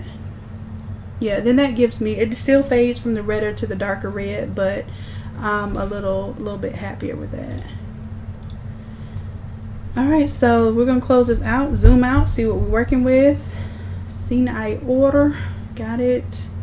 And now I can delete this 2K20 pixel, and I can delete that senior pixel. And this is my text. Put it there. Alright, let's turn off for printing there. let's see what we're working with. Artwork wise, although I have my little beauty in there, I'm gonna go ahead and bring back my graduation files. 1, 2, and 3. Oh, I know I brought her in there. I was gonna see if I could do a fade off. So let's turn those off for a second. And like I said, I will do a little video just on that, so you don't have to watch this whole long video to figure out how to do a fade off in Affinity. You'll be able to just go to that video. But let's see if we can do it. And let's see if it's intuitive, especially since my program of choice is Photoshop. Let's see how this works. Now normally I'm creating a gradient with black or white in mind. So let me choose, is that? Let me choose my color as black, pure black. We'll close it out. And let me try this gradient. Now there is, we can do fill. Oh no, that's for the shape. Let's do a new layer. But no, let's do a new layer mask. Which one's? Mask layer is the same image that it is in Photoshop. Let's click on it. Okay, now we're on our layer mask, and the way we get to it is we have to go to this down arrow. I'm on my layer mask, and I'm going to do a gradient now, starting from the inside meat and going up. Nope, it goes opposite. So, or does it go opposite? What is my gradient? It's really weird because it's not really telling me. Control Z. Have gradient selected. Oh, I think this is the one where you just do it and then you modify it later. So I'm doing it, and it's, as you can see, it's fading from white to gray. So I'm guessing that I select the white. I'm gonna go here, double click, I'm gonna turn it to black. It disappeared. Look at that, guys, we did it. And then where it was gray, because gray is not white, so it is leaving that about 50% opacity there. So I'm gonna click on that gray, and I'm gonna make it white reveals, black conceals, and we just faded off our image in Affinity. Yeah. Okay, so that's what's up. So we did that. I'm gonna go ahead and close that one out, and I need to leave that mask on there though, so I remember that that's how you do a mask. So I think the same thing works as far as painting a layer mask on. So let's try this. I'm gonna take that mask off. Let's bring baby girl back, and let's still do a mask. I don't know if it'll create a new mask. It created a new mask. And let's use the paintbrush this time. That's not the paintbrush, that is. And I wanted to tell y'all too that you can do brushes, and of course edit, undo paintbrush. I think I have a color selected there, or do I? No, black is selected. And I need to change the flow to 100%, the opacity to 100%. And in this case, the hardness of this brush I'm going to change to 100%. I'm not using a soft brush right now. I'm going to show you what I'm doing. So on the mask layer, I should be painting black, and it's previewing for me how it's going to disappear. That's cool. So you see how you can use a paint brush to get rid of some of your image. Y'all see that? How cool is that? Alright, so again, we're going to try this again. Take off that layer mask. We're going to do another one. I show y'all my most typical way of doing this is to get a soft brush. So let me see again, where are my brushes? Over here. And let's go to our basic brushes, and you want to do a soft round brush. If you want it bigger, it doesn't work on this program to right click to make it bigger, but you can make it bigger from here. And that's a little too big.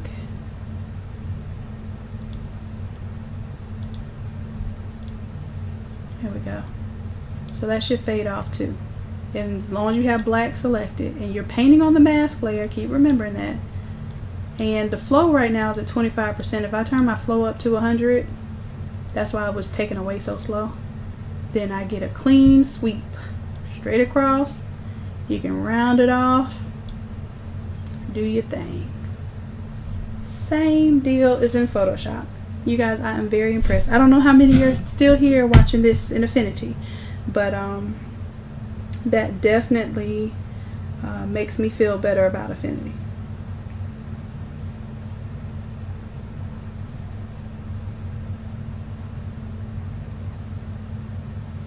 All right. So I hope that these Affinity tutorials are still teaching you about Photoshop, because I am constantly comparing it to Photoshop.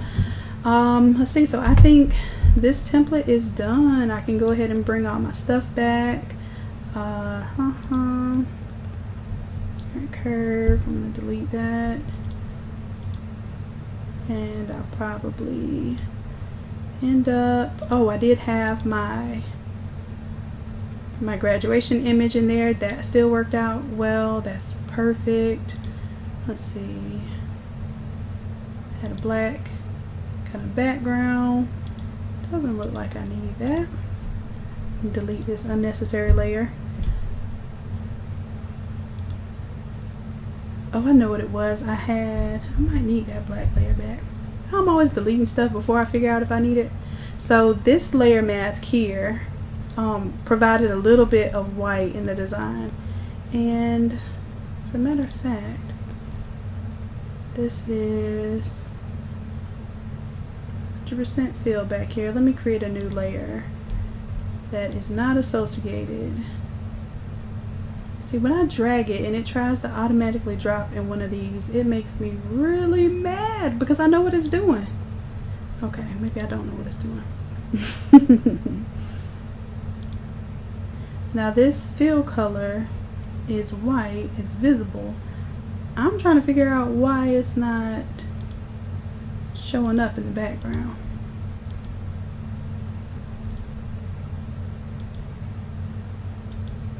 None of these are showing up in the background because I still see the checkerboard. 1, 2, 3. And as far as I'm concerned, I will delete all of these just so I know what I'm looking at. So I'll do a new layer. Did not mean to clip that.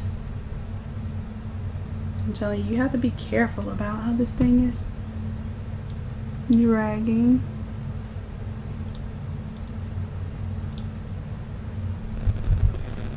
Ooh, child. Affinity, you might get on my nerves with this. Okay, so I brought it over to the left and now it's its own layer, and I'm going to fill it with black. Make sure my black color is selected. Here we go. And then I'll do another layer that I will fill with white. And the reason why I'm doing this is because depending on how you want your colors to show up, white or black could look best as your base, or even another color. So I'm creating that so we can see that difference. See the total difference it made between putting white and black down there. And I got too much darkness going on down here, so I'm going to take something off.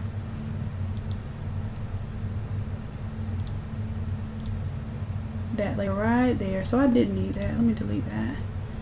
And then I have my graduation hands in there. I think I like it better with the dark than the light, but there'll be that option either way.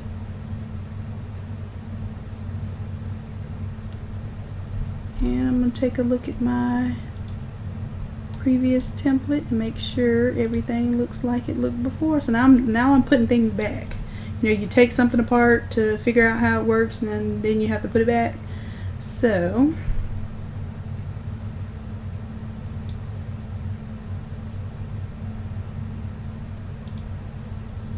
we got the text here. we'll go ahead and, now this is the layer that we just made today. We made this mask layer here. So I will call that slate mask alternate. And go ahead and close that up, because the one that we had set with the template, oh, look at how cool that looks. Sometimes you just play with stuff until it does something to your eyes. Did I mess something up? I think I might have deleted. Oh no, I didn't delete it. I think I just made it invisible. So I have the logo up top. That's the same. I have my logo here, and then I need to enable my mask. There we go. And something that did different in this program, the way my color, my blend modes are going, like I said, it's not exactly the same as it is in Photoshop. As a matter of fact, let me put my black background on. No, it looks pretty close to what I had before. Same orientation and everything. Now down here, if it's a little too dark, I could do a new layer, use my gradients, and let's see, what color do I have selected. It's going to do this random multicolor, but that's fine. We're going to go from bottom to top, hold down the shift, does the same thing as in Photoshop, locked it in, and this time it did a white to gray gradient. But what I'm going to do, same thing we did last time, I'm going to do, let's see, I think I'm going to do,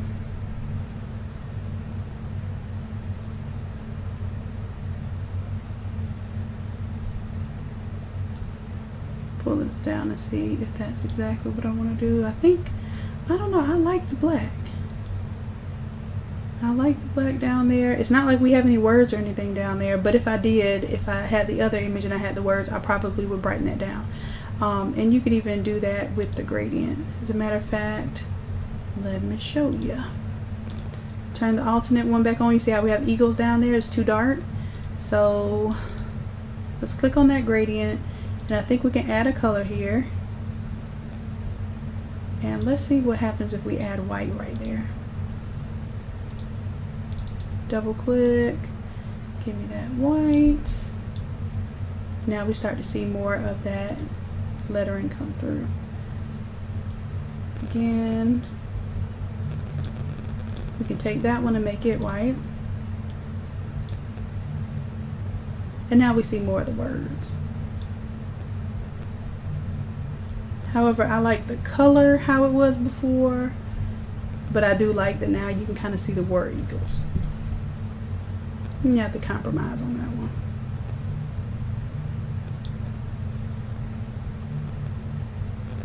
And I'm just interested to see what happens if we do some other. That's solid, linear. Uh-oh. I think it went from my, here we go. Elliptical. Elliptical's cool. Radial. Now, I don't think it's really changing it to be radial, because I imagine radial would definitely, that it's not, is it? Yeah, it's conical. That one does pretty cool. I'm sure if it was smaller, you would see more of the other colors. Let's see if we brought it in and made it smaller. Come out here a little bit. See how big it is? Let's make it smaller and see what that looks like. How do we make it smaller? There we go. Yeah. Oh, neat. I like conical. Let me see if I can move it from the center. Y'all, that's neat. I like conical. Go ahead, conical. And what it is, it does add a little bit of a harsh line at some point. But this is mathematics, y'all. This is cool. This is too cool.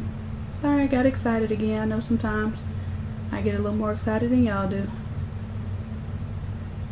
But it's different. And it gives you a little unexpected perspective there. I definitely see how this could be useful. Alright, so that was conical and bitmap. Oh no, I don't know what that's gonna do. I want to try it. Alright, so I'll keep conical here, and then that way we have a version that you'll be able to play with. Although I do feel like, oopsies. Oh, a little spotlight there. Yeah, I was trying to get to where the words kind of show a little bit more. But yeah, so that's not one. But we got our original image. The same exact one I did in Photoshop is here in Affinity. Imagine that. And I'll go ahead and bring my graduation photos back. Our little one. And that, I'll keep that there on Affinity just so you see the 3 different ways there are in Affinity to play with the mask. So I will leave that in there for you to play with. We're gonna take off that slate mask and bring this one back. We have our graduation hands in there. Don't believe we needed that at all. I think that's it. I think I got my original image back in Affinity. Alright, so I'm going to save this one. It looks like we are at our 4 o'clock mark. Let me check these comments, see if y'all have any questions for me about Affinity.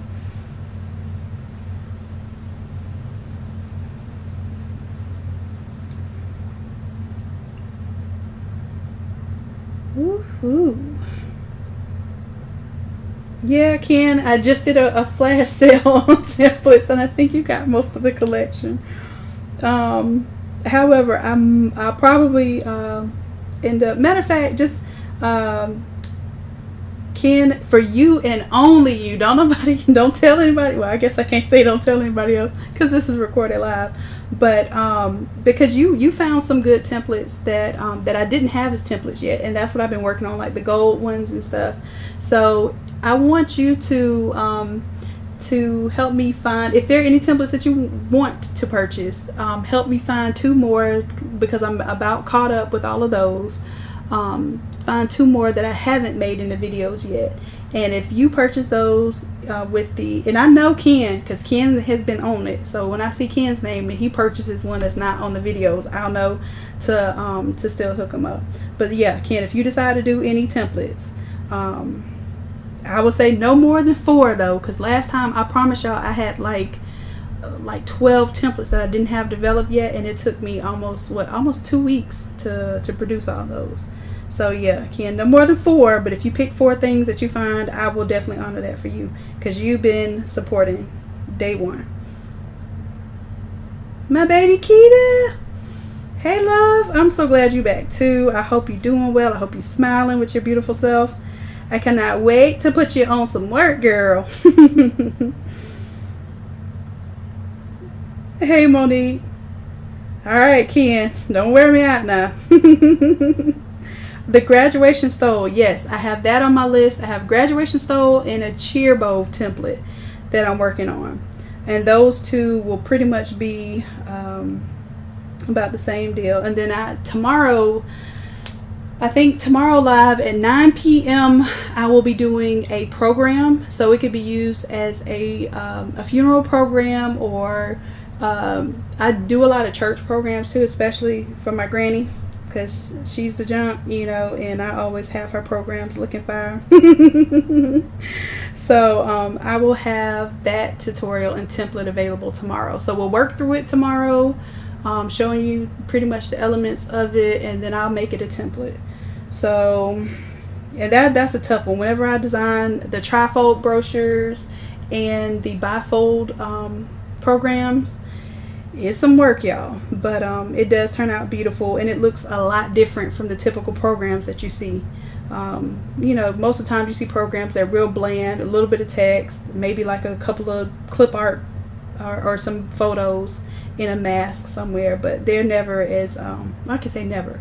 There are some people that produce some nice templates for that, but we're gonna produce one of those tomorrow, and that's gonna be for my love Nikki, my dutiful apprentice.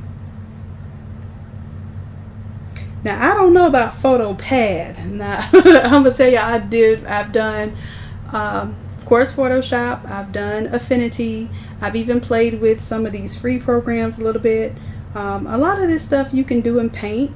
Like Paint, literally Paint, the program that your computer comes with. You're going to be limited, and you're going to work harder to work around the tools that you don't have in these programs. So you just have to understand that that's going to be your job, and that you can pay $10 a month for Photoshop. At the minimum, pay $50 one time for this Affinity program, and don't limit yourself just because you don't know if you're gonna make that off of it. Like the $50 program, I know, like, we'll spend $50 going out to eat. So if you can't do Photoshop, at least get this Affinity program, because at least you have some powerful tools. Y'all saw me work with blend modes. You see me import brushes. Most of these programs, you can't even bring your own brushes in there. That's a no-go. The way that most of these effects are achieved are with brushes. If you have to use like Silhouette or another program, I do have PNGs, and that's how you're able to. I told you I was gonna design something on this site. Let me go ahead and see if this is what I'm gonna do today. I think y'all done already talked me into it, but I just want to show you that it's about how you break an idea down. It's really not about the tools. So even if you're using Silhouette or Paint, you break those ideas down to where they make sense. Oh, I don't have to log in to create this. I think if I logged in, it would save my design. But let me type in all over, and I'm going to show you. I'm going to start creating templates on this site that you do not need Photoshop for. So here it is. We're going to get into it. Let's see, what time is it? 4. Let's see if I can get this design done, similar design, in 20 minutes. I think I can do it, because I need a lunch break. So I'm definitely going to do it. All right, so any questions before I move on?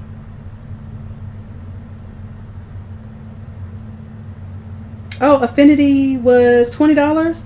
Is it $20?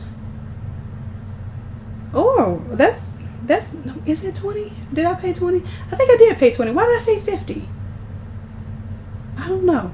But Ken, if it was 50 and you got it for 20, that's a great deal. And if it's 20 and not 50, y'all definitely shouldn't be asking me how to work no free programs. Get that $20 program and make this thing work for you, okay? All right. Let's do it. All right, so timing me, 4:04. Whew, let's build it. Let's see what we got going on. We're going to add a design. First thing I would have to do, I told y'all. Okay, I'm going to have to do this as a new tutorial. So listen, I'm going to close out this live. I'm going to come back in like 10 minutes. I'm going to take me a little break, and that way I can drink some water and not be coughing on y'all. So I'm saving this one. I'm going to come back in 10 minutes and do a live, and I will show you how to design this on this app that we're going to say within 20 minutes. Okay? And I'm going to show you another app that if you had to do it for free, you could fade out your pictures and all that good stuff. Yeah, I thought it was $50, Stephanie. So yeah, if you got it for $20, Ken, if you got the hookup, give us that link. I will gladly share it. Yeah, you're right. I thought I paid $50 for it, but I have 2 iPads, and what I do is I have the same sign in on both iPads so that I'll have it on both iPads. Yeah, because I wouldn't have been to pay $50 for both of them. Good. All right, guys, I'll see y'all in a little bit. Love ya. Bye.